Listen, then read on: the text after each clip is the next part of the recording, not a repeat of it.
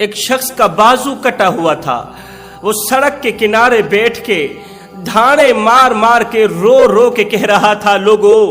مجھے دیکھو اور عبرت حاصل کرو، میں دنیا کا وہ بدبخت انسان ہوں جو اللہ تعالیٰ کے غضب کا نشانہ بنا ہوا ہوں۔ اللہ تعالیٰ مجھ پر ناراض ہے، اللہ تعالیٰ مجھ پر خفا ہے۔ خدا را لوگو مجھ سے عبرت حاصل کرو، اور جو میں نے کیا وہ تم نہ کرنا،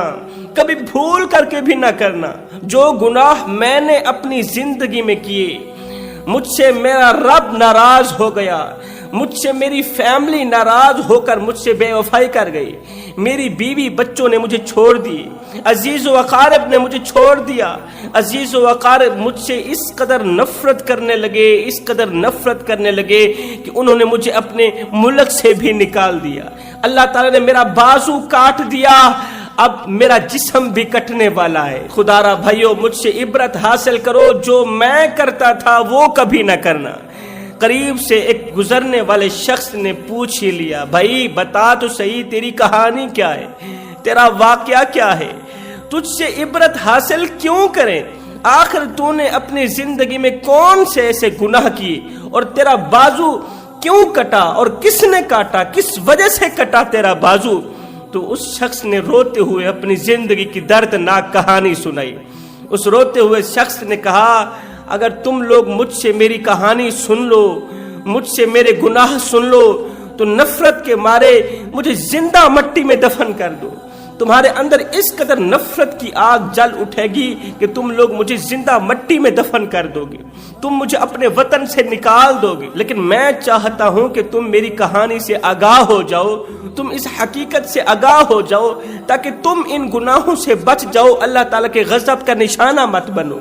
تو اس شخص نے کہا، جلدی بتا تیری کون سی کہانی ہے، تیرا کون سا واقعہ ہے؟ جوانو یہ کہانی اتنی دردناک ہے کہ اگر کوئی پتھر دل بھی سنے تو اس کا دل موم ہو جائے، اگر کوئی کافر بھی سنے تو اس کو بھی رحم آ جائے۔ یہ شخص رو کر کہنے لگا، بھائیو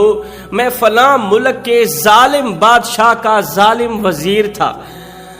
وہ ظالم بادشاہ بڑا ہی سرکش تھا، وہ مظلوموں پر ظلم کرتا تھا، غریبوں پر ظلم کرتا تھا، بے رحم تھا، اس کو کسی پر ترس نہیں آتا تھا، اور میں ظلم کرنے میں اس کا بھرپور ساتھ دیا کرتا تھا۔ میں بھی جب کسی پر ظلم کرتا تھا تو بادشاہ مجھ پر اس قدر خوش ہوتا تھا کہ بادشاہ مجھے بڑے ہی انعام و اکرام سے نوازتا تھا۔ انعام و اکرام وصول کرنے کے بعد میں بڑا ہی خوش ہوتا تھا اور خود پر فخر محسوس کرتا تھا کہ میں بادشاہ کا خاص وزیر ہوں، میں بادشاہ کا پسندیدہ وزیر ہوں۔ لیکن میں نالائق یہ بھول گیا کہ اللہ تعالیٰ تمام بادشاہوں سے بڑھ کر طاقتور ہے۔ میں پیسوں کی لالچ میں آ کر بڑے شوق سے لوگوں پر ظلم کرتا تھا، مگر یہ بھول گیا کہ لوگوں کا جو خدا ہے وہ بہت بڑا طاقتور ہے۔ میں ان انعام و اکرام کی لالچ میں آ کر اپنے رب کو بھول گیا، رب کی طاقت کو بھول گیا، اللہ کے عذاب کو بھول گیا، اللہ کی ناراضگی کو بھول گیا، اللہ کے غضب کو بھول گیا۔ ایک دن کا واقعہ ہے کہ شاہی محل کی تعمیرات کا کام شروع ہو رہا تھا، تو بادشاہ کی طرف سے حکم آیا، بادشاہ کی طرف سے آرڈر آیا۔ بادشاہ نے کہا، وزیر شاہی تعمیرات کا کام شروع ہو گیا ہے، میں چاہتا ہوں کہ کوئی بھی مزدور شاہی محل میں کام نہ کرے۔ میرے ملک کے اندر جتنے بھی حاملہ عورتیں ہیں نا، جتنی بھی حاملہ عورتیں ہیں نا، جن کے پیٹ کے اندر بچے جنم لے رہے ہیں،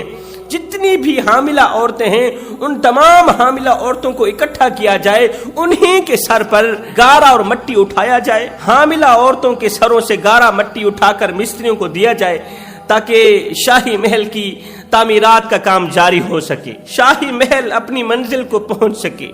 میں نے پورے ملک سے حاملہ عورتوں کی تلاش جاری کر دی، حاملہ عورتوں کی تلاش میں نکلا۔ اللہ اکبر، میں نادان یہ نہ سمجھ سکا کہ جو حاملہ عورت ہوتی ہے وہ تو بیچاری پہلے سے ہی دکھوں میں مبتلا ہوتی ہے، تکلیفوں میں مبتلا ہوتی ہے، دردوں میں مبتلا ہوتی ہے، پھر موت کی سی اذیت پا کر وہ بچے کو جنم لیتی ہے۔ میں نہ جان سکا کہ حاملہ عورتیں تو پہلے ہی مصیبتوں میں مبتلا ہوں گی، لیکن بادشاہ کے حکم کو سن آنکھوں پر رکھتے ہوئے کیونکہ ظالم بادشاہ نے پھر مجھے انعام و اکرام سے بھی تو نوازنا تھا نا۔ اس انعام کی لالچ میں آ کر میں نے ملک کا چپا چپا چھان مارا، 1000 حاملہ عورت اکٹھی کی، 1000 حاملہ عورت اکٹھی کرنے کے بعد شاہی محل میں لے آیا، 1000 حاملہ عورتوں کو اکٹھا کر کے ان کو مزدوری پر لگا دیا، ان کے سر پر گارا ڈالا، ان کے سر پر مٹی ڈالی۔ وہ بیچاری حاملہ عورتیں جو پہلے سے ہی دکھوں تکلیفوں میں مبتلا تھیں، پہلے سے ہی دردوں میں مبتلا تھیں، کڑکتی دھوپ میں تتی ریت کے اوپر ان حاملہ عورتوں نے صبح سے لے کر شام تک کام کیا، رات ہو گئی۔ دوسرے دن کا جب سورج طلوع ہوا، کڑکتی دھوپ تھی، تتی ریت تھی، یہ حاملہ عورتیں بیچاری مرتی کیا نہ کرتی ظالم بادشاہ کے اور میرے ظلم سے ڈر کر، خوف کی ماری اپنے سروں پر بوجھ لاد کر، اپنے سروں پر مٹی لاد کر، گارا لاد کر مصریوں کو دیتی۔ کڑکتی دھوپ تھی، اتنے میں ایک عورت کے بچہ جننے کا وقت قریب آیا، بالکل ہی قریب آ گیا۔ یہ عورت کام کرتی کرتی، بوجھ اٹھاتی اٹھاتی، گارا مٹی اٹھاتی اٹھاتی زمین پر لیٹ گئی۔ کڑکتی دھوپ میں تتی ریت کے اوپر یہ عورت لیٹ گئی، رونے لگی، چیخنے لگی کہ میری مدد کرو، میری مدد کرو۔ میں اس کے سر پر کھڑا تھا، میں ایسے کہتا اٹھ کام کر، کیونکہ میری رگوں میں ظلم رچ گیا تھا، میرا دل پتھر بن چکا تھا۔ میں بادشاہ کو ہر معاملے میں، ہر موڑ پر ظلم کرنے پر ابھارتا تھا، ظلم کرنے میں ان کا بھرپور ساتھ دیتا تھا۔ میں اس بیچاری عورت کے سر پر کھڑا ہوں، بیچاری عورت میرے آگے ہاتھ جوڑتی رہی کہ اسی لمحے کے اندر اندر میں بچہ جننے والی ہوں، بچے کی پیدائش کا وقت بالکل قریب ہے، خدا را کسی عورت کو بلاؤ، میری مدد کرو۔ عورت کو بلا کر میری مدد کی جائے۔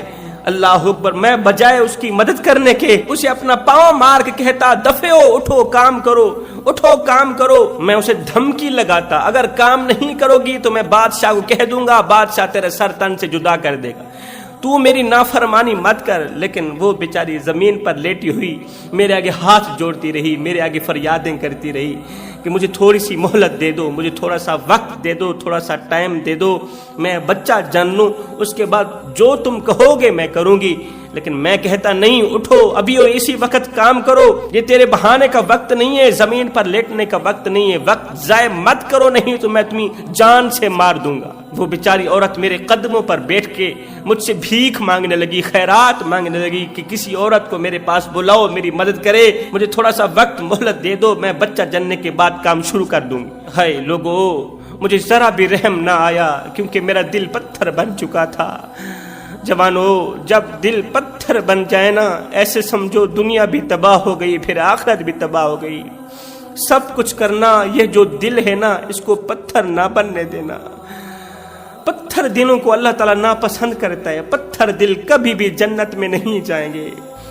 رسول کریم صلی اللہ علیہ وسلم نے فرمایا صحابہ، خدا نہ کرے اگر تمہارے دل پتھر بن جائیں تو ان پتھر دلوں کو نرم کرنے کا ایک ہی نسخہ ہے، کسی حکیم کے پاس نہ جانا، کسی طبیب کے پاس نہ جانا، بس میرے اس نسخے پر عمل کرنا، اس کا دامن مضبوطی سے پکڑنا، انشاءاللہ تمہارا پتھر دل نرم ہو جائے گا۔ جب دل پتھر بن جائیں تو ان پتھر دلوں کو نرم کرنے کا ایک ہی نسخہ ہے، وہ ہے مسکینوں کو کھانا کھلانا، وہ ہے یتیموں کے سروں پر شفقت بھرا ہاتھ رکھنا،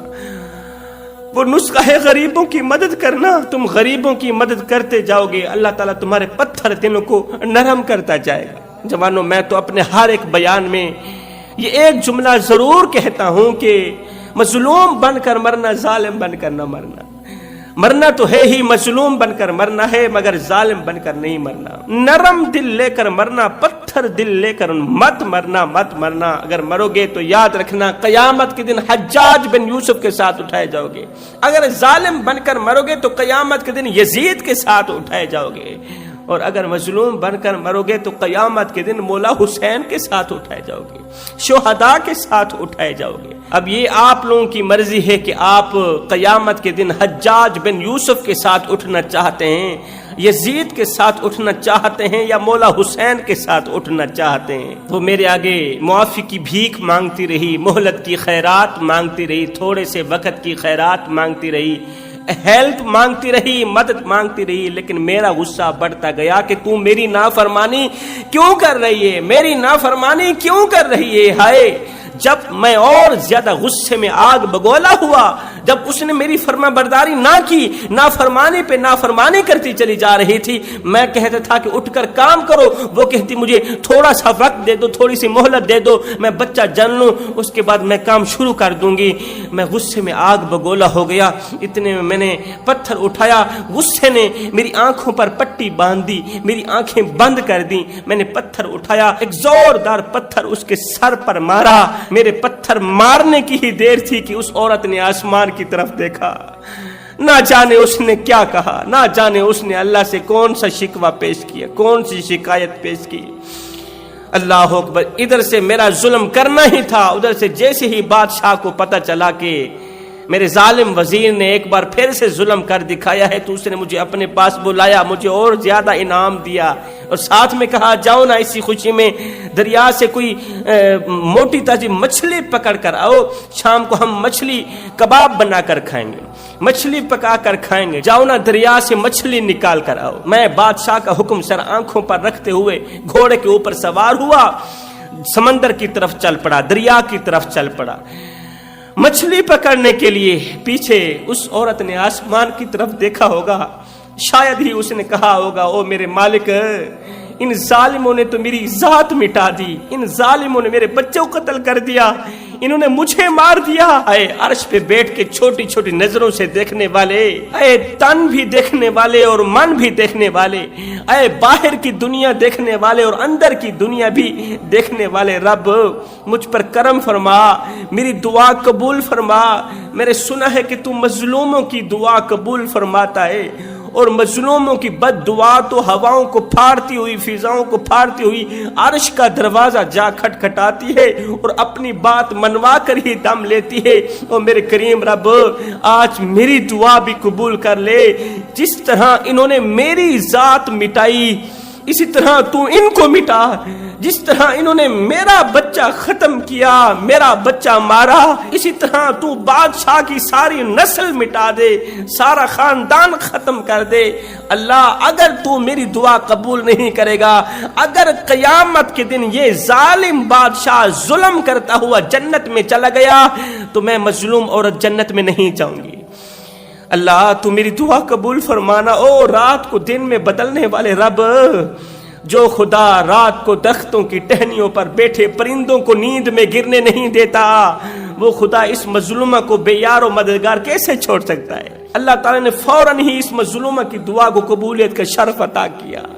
اللہ تعالیٰ نے فرشتوں کو کہا، فرشتے کیا کر رہا ہے؟ مولا، فرشتہ تو تیری تسبیح بیان کر رہا ہے۔ اللہ نے فرمایا جا ابھی اور اسی وقت ظالم بادشاہ اور اس کے تمام ظالم وزیر محل کے اندر جمع ہیں، جا کے بادشاہ کے محل کو اپنا ذرا پر مارنا، بادشاہ کو تباہ و برباد کر کے رکھ دے، بادشاہ اور اس کے خوبصورت محل کو مٹی کے ساتھ مٹی کر دے، ملبہ کر دے۔ اللہ کا حکم سنتے ہی فرشتہ آسمان سے زمین پر اترا۔ ابھی اس مظلوم کی دعا پوری نہیں ہوئی تھی، ابھی اس مظلومہ نے اپنی دعا ختم نہیں کی تھی کہ مظلومہ نے اپنی آنکھوں سے بادشاہ کے گھر کو تباہ ہوتے دیکھا، اپنی آنکھوں سے بادشاہ اور اس کے تمام وزیروں کو بھیانک انجام سے مرتے دیکھا۔ اس مظلومہ نے اپنی آنکھوں سے بادشاہ کا ستیہ ناش ہوتے دیکھا۔ فرشتے نے جیسے ہی شاہی محل کو اپنا پر مارا تو بادشاہ اور اس کے تمام وزیر مشیر، بادشاہ کا اقتدار، بادشاہ کا ظلم، بادشاہ کا دبدبہ، بادشاہ کی وحشت، اس کی دہشت، اس کا جاہ و جلال خاک میں مل گیا، اس کا نام و نشان مٹ گیا۔ ایک مظلومہ کی بد دعا نے بادشاہ کا ستیہ ناش کر دیا، ایک مظلومہ کی بد دعا نے بادشاہ کا بیڑا غرق کر دیا۔ جوانو،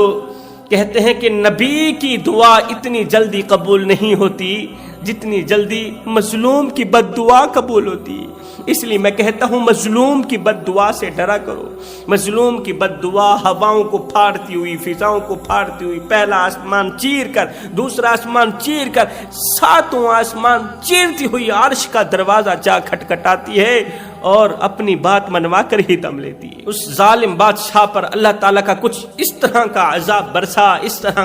برسا کہ ان حاملہ عورتوں کے علاوہ جتنے وزیر مشیر تھے سب کے سب مٹی تلے دب کے رہ گئے، سب کے سب اللہ کے عذاب میں مبتلا ہو گئے۔ جیسا کرو گے ویسا بھرو گے، اس لیے کہ اللہ کا ترازو صرف انصاف ہی تولتا ہے۔